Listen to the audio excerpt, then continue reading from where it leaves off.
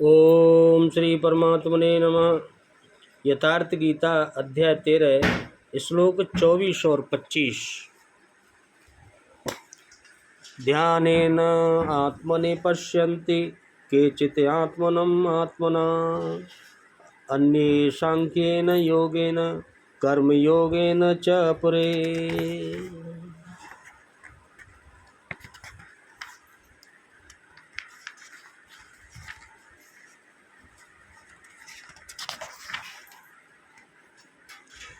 अन्ये तु एवम् अजान्तन श्रुत्वा अन्येभ्य उपासते ते अपि च अतिरन्ते एव मृत्युं श्रुतिपरायणा।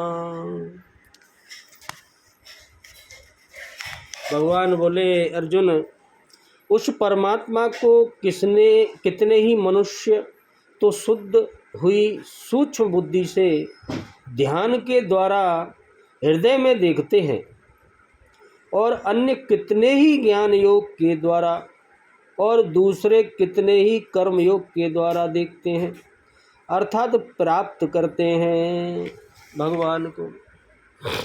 परंतु इनसे दूसरे अर्थात जो मंद बुद्धि वाले पुरुष हैं, वे इस प्रकार न जानते हुए दूसरों से अर्थात तत्व के जानने वाले पुरुषों से सुनकर ही तदनुसार उपासना करते हैं, और वे श्रवण परायण पुरुष भी मृत्यु रूप संसार सागर को निसंदेह तर जाते हैं, पार कर लेते हैं। भगवान बोले,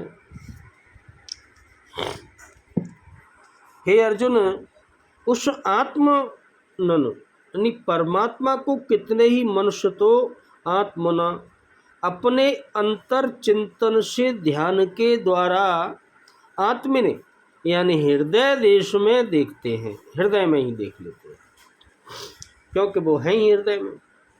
कितने ही सांख्ययोग के द्वारा अर्थात अपनी शक्ति को समझते हुए उसी कर्म में प्रवृत्त होते हैं, और अन्य बहुत से उसे निष्काम कर्मयोग के द्वारा देखते हैं, समर्पण के साथ उसी नियत कर्म में प्रवृत्त होते हैं। प्रस्तुत श्लोक में मुख्य साधन है ध्यान है। उस ध्यान में प्रवृत्त होने के लिए सांख्य योग और निष्काम कर्म योग दो धाराएं हैं। परंतु दूसरे लोग क्या कैसे देखते हैं? जिनको साधना का ज्ञान नहीं है, वे इस प्रकार न जानते हुए अन्य भी यानी दूसरे जो तत्व को जानने वाले महापुरुष होते हैं, उनके द्वारा सुनकर ही उनकी उपासना करते हैं, और वे सुनने के परायण हुए पुरुष भी मृत्यु रूपी संसार सागर से निसंदेह तर जाते हैं। अतः कुछ भी पार न लगे तो सत्संग करें, संतों के सानिध्य में रहें। संतों के सानिध्य से ही आपका जीवन तर जाएगा, अगर तुम पे कुछ नहीं हो पा रहा है तो। बड़ी बात कही भगवान ने, ध्यान से सुनना इसको। यहाँ ध्यान शब्द किसका वाचक है और उसके द्वारा आत्मा से आत्मा में आत्मा को देखना क्या है? छठे अध्याय के 11वें और 12वें 13वें श्लोक में बतलाई हुई विधि के अनुसार शुद्ध और एकांत स्थान में उपयुक्त आसन पर निश्चल भाव से बैठकर इंद्रियों को विषयों से हटाकर मन को वश में करके तथा एक परमात्मा के सिवा दृश्य मात्र को भूलकर पूरी दुनिया को भूलकर निरंतर परमात्मा का चिंतन करना ध्यान है। उन्हीं का चिंतन करना ध्यान है। इस प्रकार ध्यान करते रहने से बुद्धि शुद्ध हो जाती है, और उस विशुद्ध सूक्ष्म बुद्धि से जो हृदय में सच्चिदानंद घन परम ब्रह्म परमात्मा का साक्षात्कार किया जाता है, वही ध्यान द्वारा आत्मा से आत्मा में आत्मा को देखना है। यहाँ जिस ध्यान के द्वारा सच्चिदानंद घन ब्रह्म की प्राप्ति बतलाई गई है, वह ध्यान सगुण परमेश्वर का है या निर्गुण ब्रह्म का, साकार का है या निराकार का, तथा यह ध्यान भेदभाव से किया जाता है या अभेद भाव से, एवं इसके फलस्वरूप सच्चिदानंद घन ब्रह्म की प्राप्ति भेदभाव से होती है या अभेद भाव से। यहाँ 22वें श्लोक में परमात्मा और आत्मा के भेद का प्रतिपादन किया गया एवं उसी के अनुसार पुरुष के स्वरूप ज्ञान रूप फल की प्राप्ति के विभिन्न साधनों का वर्णन है। इसलिए यह प्रसंगानुसार निर्गुण निराकार ब्रह्म के अभेद्य ध्यान का ही वर्णन है और उसका फल अभिन्न भाव से ही परमात्मा की प्राप्ति बतलाया गया है। परंतु भेदभाव से सगुण निराकार का और सगुण साकार का ध्यान करने वाले साधक भी यदि इस प्रकार का फल चाहते हों तो उनको भी अभेद भाव से निर्गुण निराकार सच्चिदानंद घन ब्रह्म की प्राप्ति हो सकती है। जैसे सांख्य योगेन, ये दोनों पद भिन्न भिन्न दो साधनों के वाचक हैं या एक ही साधन के विशेष विशेषण हैं। यदि एक ही साधक के वाचक हैं तो साधन के वाचक और उसके द्वारा आत्मा को देखना क्या है। ये दोनों पद सांख्ययोग के वाचक हैं। इसका वर्णन दूसरे अध्याय के 11वें और 30वें श्लोक विस्तार पूर्वक किया गया है। इसके अतिरिक्त इसका वर्णन 5वें अध्याय के 8वें, 9वें और 13वें श्लोक में, 14वें अध्याय के 19वें श्लोक में एवं और भी जहाँ जहाँ इसका प्रकरण आया है किया गया है। अभिप्राय यह है, संपूर्ण पदार्थ मृग तृष्णा के जल अथवा स्वप्न की सृष्टि के सदृश माया मात्र हैं।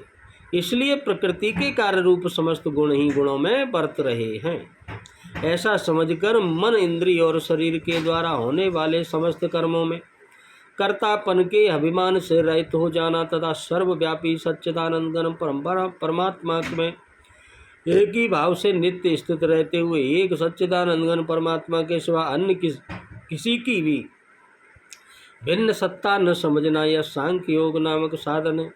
और उसके द्वारा जो आत्मा और परमात्मा के अभेद्य भाव का प्रत्यक्ष होकर सच्चिदानंद घन ब्रह्म का अभिन्न भाव से प्राप्त हो जाना है, वही सांख्य योग के द्वारा आत्मा को आत्मा में देखना है। सांख्य योग का यह साधन तुष्ट संपन्न अधिकारी के द्वारा ही सुगमता से किया जाता है। साधन चतुष्टय क्या है? इसमें विवेक, वैराग्य, संपत्ति और मुमुक्षु ये 4 साधन होते हैं। 4 साधनों में पहला साधन है विवेक। जैसे सत्य, असत्य और नित्य अनित्य वस्तु के विवेचन का नाम विवेक है। विवेक इनका भलीभांति पृथक्करण कर देता है। विवेक का अर्थ है तत्व का यथार्थ अनुभव करना। सब अवस्थाओं में और प्रत्येक वस्तु में प्रतिक्षण आत्मा और अनात्मा का विश्लेषण करते करते यह विवेक सिद्ध प्राप्त होता ही है। विवेक का यथार्थ उदय हो जाने पर सत्य और असत्य एवं नित्य और अनित्य वस्तु का क्षीर निर्विवेचक की विवेक की बात प्रत्यक्ष अनुभव होने के लगता है। इसके बाद दूसरा साधन है वैराग्य। वैराग्य क्या है? विवेक के द्वारा सत्य असत्य और नित्य अनित्य का पृथक्करण हो जाने पर असत्य और अनित्य से सहज ही राग हट जाता है। इसी का नाम वैराग्य है। असत्य से अपने आप राग हट जाए। मन में भोगों की अभिलाषाएं बनी हुई हैं और ऊपर से संसार से द्वेष और घृणा कर रहे हैं, इसका नाम वैराग्य नहीं है। वैराग्य में राग का सर्वथा अभाव है। वैराग्य यथार्थ में आभ्यंतरिक अनासक्ति का नाम है। जिनको सच्चा वैराग्य प्राप्त होता है उन पुरुषों के चित्त में ब्रह्मलोक तक के समस्त भोगों में तृष्णा और आसक्ति का अत्यंत अभाव हो जाता है। वे असत्य और अनित्य से हटकर अखंड रूप से सत्य और नित्य में लगे रहते हैं। यही वैराग्य है। जब तक ऐसा वैराग्य न हो तब तक समझना चाहिए कि ये विवेक में त्रुटि रह गई है। विवेक की पूर्णता होने पर वैराग्य असंभवी है। षट संपत्ति क्या है? इसमें बहुत होते हैं। इनमें विवेक और वैराग्य के फलस्वरूप साधक को 6 विभागों वाली एक परम संपत्ति मिलती है। वह पूरी न मिल सके तब भी यह समझना चाहिए कि विवेक और वैराग्य में कसर ही है, क्योंकि विवेक और वैराग्य से भलीभांति संपन्न हो जाने पर साधक को इस संपत्ति का प्राप्त होना सहज है। संपत्ति का नाम है 6 विभाग किए गए षट संपत्ति को। एक तो सम है, एक दम है, एक उपरति है, एक तितिक्षा है, एक श्रद्धा है, एक समाधान है। सम क्या है? मन को पूर्ण रूप से निगृहित, निश्चल और शांत हो जाना ही सम है। विवेक और वैराग्य की प्राप्ति होने पर मन स्वाभाविक ही निश्चल और शांत हो जाता है। दम क्या है? इंद्रियों का पूर्ण रूप से निगृहित और विषयों के रसास्वाद से रहित हो जाना दम है। विषयों से चित्त का उपरत हो जाना ही उपरति है। जब मन और इंद्रियों को विषयों में रसानुभूति नहीं होगी तब स्वाभाविक ही साधक की उनसे उपरति हो जाएगी। यह उपरति भोगमात्र से केवल बाहर से नहीं भीतर से भी होनी चाहिए, केवल दिखावा नहीं चलेगा। भोग संकल्प की प्रेरणा से ब्रह्म लोक तक के दुर्लभ भोगों की ओर भी कभी वृत्ति न जाए, इसका नाम उपरति है। और तितिच्छा क्या है? द्वंद्वों को सहन करने का नाम तितिच्छा है। यद्यपि सर्दी गर्मी सुख दुख मान अपमान आदि का सहन करना ही तितिच्छा है, परंतु विवेक वैराग्य और शम दम उपरति के अनंतर प्राप्त होने वाली तितिच्छा तो इससे कुछ विलक्षण ही होनी चाहिए। संसार में न तो द्वंद्वों का नाश ही हो सकता है और न कोई इनसे सर्वथा बच ही सकता है। किसी भी तरह इनको सह लेना भी उत्तम ही है, परंतु सर्वोत्तम तो है द्वंद्व जगत से ऊपर उठकर साक्षी होकर द्वंद्वों को देखना। यही वास्तविक तितिच्छा है। ऐसा होने पर फिर सर्दी गर्मी और मानापमानों उसको विचलित नहीं कर सकते। और श्रद्धा आत्मसत्ता में प्रत्यक्ष की भांति अखंड विश्वास का नाम ही श्रद्धा है।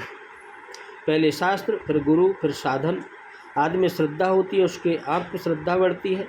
परंतु जब तक आत्मस्वरूप में पूर्ण श्रद्धा नहीं होती तब तक एकमात्र निष्कल निरंजन निराकार निर्गुण ब्रह्म को लक्ष्य बनाकर उसमें बुद्धि की स्थिति नहीं हो सकती।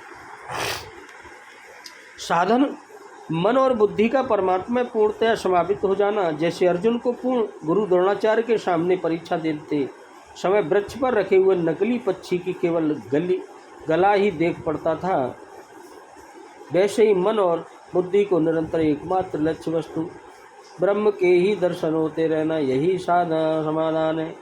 और मुमुक्षुत्व अब आता है षट संपत्ति के बाद मुमुक्षुत्व। इस प्रकार जब विवेक वैराग्य और षट संपत्ति की प्राप्ति हो जाती है तब साधक स्वाभाविक ही अविद्या के बंधन से सर्वथा मुक्त होना चाहता है और वह सब ओर से चित्त हटाकर किसी और भी ताड़कर एकमात्र परमात्मा की ओर ही दौड़ता है। उसका अत्यंत वेग से दौड़ना तीव्र साधन ही उसकी परमात्मा को पाने की तीव्रतम लालसा का परिचय देता है। यही मुमुक्षुत्व या कर्मयोग शब्द की साधन का वाचक और उसके द्वारा आत्मा में आत्मा को देखना क्या है। जिस साधन के द्वारा अध्याय में 40वें श्लोक में से उक्त अध्याय की समाप्ति पर्यंत फल सहित वर्णन किया गया है, उसका वाचक यहाँ कर्मयोग अर्थात आसक्ति और कर्म फल का सर्वदा त्याग करके सिद्ध और असिद्ध में ममत्व रखते हुए शास्त्र के अनुसार निष्काम भाव से अपने अपने वर्ण और आश्रम के अनुसार सब प्रकार के विहित कर्मों का अनुष्ठान करना कर्मयोग है। और इसके द्वारा ही सच्चिदानंद घन परम ब्रह्म परमात्मा को अभिन्न भाव से प्राप्त हो जाना ही वही कर्मयोग के द्वारा आत्मा में आत्मा को देखना। कर्मयोग के साधन में साधक अपने को परमात्मा से भिन्न समझता है, इसलिए उसको भिन्न भाव से ही ब्रह्म की प्राप्ति होनी चाहिए। यहाँ विद्भाव से ब्रह्म की प्राप्ति कैसे बतलाई गई? जैसे साधन काल में भेदभाव रहने पर भी जो साधक फल में अवेद्य माना है उसको अवेद्य भाव से ही ब्रह्म की प्राप्ति होती है। और यहाँ किन किन साधनों द्वारा अवेद्य भाव से ब्रह्म का ज्ञान हो सकता है यहाँ बतलाने का प्रसंग है। इसीलिए यह कर्मयोग द्वारा अभिन्न भाव से परम ब्रह्म परमात्मा की प्राप्ति बतलाई गई है। या तू पद के प्रयोग का क्या भाव है? यहाँ इस बात का घोतक है कि अब पूर्वोक्त साधकों के विलक्षण दूसरे साधकों का वर्णन किया गया है। अभिप्राय यह है कि जो लोग पूर्वोक्त साधनों को भलीभांत नहीं समझ पाते उनका उद्धार कैसे हो सकता है, इसका उत्तर दिया भगवान ने। एवं अजानंतम विशेषण सहित अन्य पद किसका वाचक है? दूसरों से सुनकर उपासना करना क्या है? जैसे बुद्धि की मंदता के कारण जो मंद बुद्धि के लोग हैं, जो लोग पूर्वोक्त तो ध्यान योग, सांख्य योग और कर्मयोग इनमें से किसी भी साधन को भलीभांत नहीं समझ पाते, ऐसे साधकों का वाचक एवं अज्ञान अजानंत अन्य है। जैसे ज्वाला के पुत्र सत्यकाम ब्रह्म को जानने की इच्छा से गौतम गोत्री महर्षि हरिद्रमत के पास गए।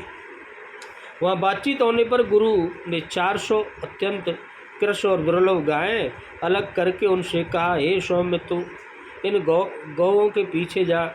गुरु की आज्ञानुसार अत्यंत श्रद्धा, उत्साह और हर्ष के साथ उन्हें वन की ओर ले जाते हुए सत्यकाम ने कहा, इनकी संख्या 1000 पूरी करके मैं लौटूंगा।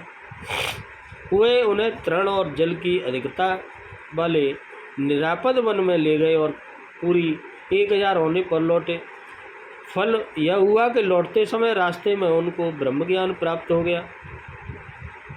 इसी प्रकार के तत्व के जानने वाले ज्ञानी पुरुषों का आदेश प्राप्त करके अत्यंत श्रद्धा और प्रेम के साथ जो उसके अनुसार आचरण करना है, वही दूसरों से सुनकर उपासना करना है। श्रुति परायण विशेषण का क्या भाव है? अब प्रयोग से यहाँ भाव है, जो सुनने के परायण होते हैं, अर्थात जैसा सुनते हैं उसी के अनुसार साधन करने में श्रद्धा और प्रेम के साथ तत्परता से लग जाते हैं, श्रुति परायण कहलाते हैं। अपिपदीय प्रयोग के यहाँ भाव दिखलाया गया है कि इस प्रकार के अल्प बुद्धि वाले पुरुष दूसरों से सुनकर भी उपासना करके मृत्यु से तर जाते हैं, इसमें किसी प्रकार का संदेह नहीं है। जब फिर जो साधक पूर्वोक्त तो 3 प्रकार के साधनों से किसी प्रकार का एक साधन करते हैं, उनके तरने में तो कहना ही क्या है। या मृत्यु पद किसका वाचक है? अति उपसर्ग और तरंती क्रिया के प्रयोग का क्या भाव है? मृत्युम पद के बार बार जन्म मृत्यु के संसार का वाचक है और अति उपसर्ग तरंती क्रिया का प्रयोग करके अभाव दिखलाया गया है कि उपयुक्त प्रकार से साधन करने वाले पुरुष जन्म मृत्यु रूप दुखमय संसार समुद्र से पार होकर सदा के लिए सच्चिदानंद घन परम ब्रह्म परमात्मा को प्राप्त हो जाते हैं। परंतु फिर उनका पुनर्जन्म नहीं होता। अभिप्राय है कि 23वें श्लोक में जो बात न स भूयो अभिजायते, 24वें में बात आत्मनि आत्मानम अपश्यन्ति से कही है, वही बात है मृत्युम अतरंती से कही गई है। इस प्रकार परमात्मा संबंधी तत्वज्ञान के भिन्न भिन्न साधनों का प्रतिपादन करके अब तीसरे श्लोक में जो यादक पद से क्षेत्र के स्वभाव को सुनने के लिए कहा था, उसके अनुसार भगवान 2 श्लोकों द्वारा उस क्षेत्र को उत्पत्ति विनाशशील बतलाकर उसके स्वभाव का वर्णन करते हुए आत्मा के यथार्थ तत्व को जानने वाली प्रशंसा करेंगे।